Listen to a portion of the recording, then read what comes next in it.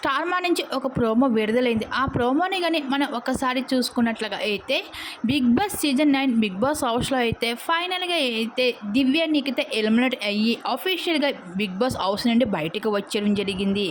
ఇంక ఎలిమినేట్ అయ్యి big boss house నుండి బయటకు వచ్చిన ప్రతి ఒక్క కంటెస్టెంట్స్ కూడా బిగ్ బాస్ బజ్ ఇంటర్వ్యూలో పాల్గొంటారనే విషయం మనందరికీ తెలిసింది. ఇక ఈ బిగ్ బాస్ బజ్ ఇంటర్వ్యూకి హోస్ట్‌గా అయితే శివాజీ గారు అయితే యాంకరింగ్ చేస్తున్న విషయం మనందరికీ తెలిసిందే. ఇంకా శివాజీ గారి యాంకరింగ్ అంటే ఎలా ఉంటుందో మనందరికీ తెలిసిందే కదా, దుమ్ము దులిపేస్తారు అని చెప్పాలి.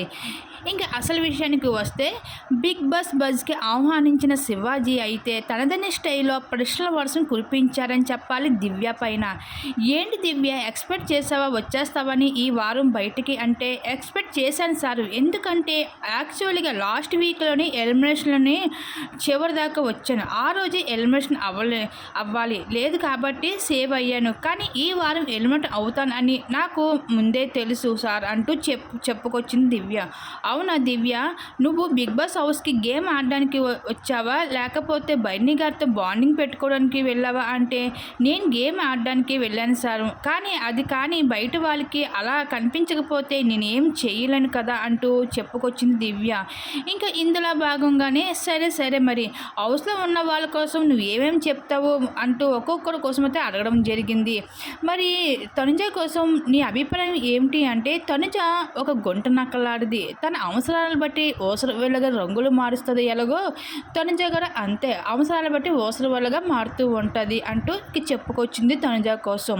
మరి రీతు కోసం నీ అభిప్రాయం ఏమిటి అంటే రీతు అసలు హౌస్లో ఎందుకు ఉంటుందో అర్థమే కావడం లేదు, తనకి జనాలు ఓటింగ్ ఎలాగేస్తున్నారో అసలు అర్థం కావడం లేదు. రీతు ఆట ఏమీ లేదు, డెమన్ చుట్టూ తిరగడం డెమన్తో ఉండడం తప్ప అంతకుమించి తన ఆట ఏమీ లేదు అంటూ రీతు కోసం ఈ విధంగా చెప్పుకుంటూ వచ్చింది.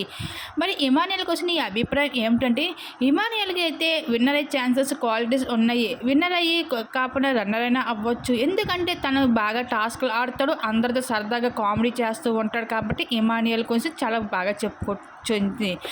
అయితే పవన్ కళ్యాణ్ కోసం నీ అభిప్రాయం ఏంటి అంటే పవన్ కళ్యాణ్ ఒకప్పుడు అగ్ని పరీక్ష షోలోని ఒకలాగా ఉండేవాడు, ఇప్పుడు తనుజతో ఫ్రెండ్షిప్ చేసినప్పుడు మరొకలాగా తనలోని బిహేవియర్ మారింది. అయితే ఏదేమైనా సరే ఈ సీజన్కి పవన్ కళ్యాణ్ విన్నర్ అయ్యే ఛాన్సెస్ ఎక్కువగా ఉన్నాయి, నేను బల్లగుద్దినట్లుగా చెప్పగలను ఎందుకు కళ్యాణ్ ఈ సీజన్కి విన్నారు, ఎందుకంటే తన టాస్క్లు తను కూడా బాగా ఆడుతాడు, అన్నీ కూడా ఉంటాయి. కానీ తనుజ విషయంలో కొంచెం కాస్త బాగోదు తన బిహేవియర్, అంతేగాను తప్ప అంతకుమించి ఇంకేమీ లేదు కళ్యాణ్పై అంటూ ఈ విధంగా అయితే బజ్ ఇంటర్వ్యూలో దివ్య అయితే చెప్పుకుంటూ వచ్చింది. మరి దివ్య మాటలపై మీరేమనుకుంటున్నారు, మీ అభిప్రాయం తప్పకుండా కామెంట్ సెక్షన్లో షేర్ చేసుకోండి.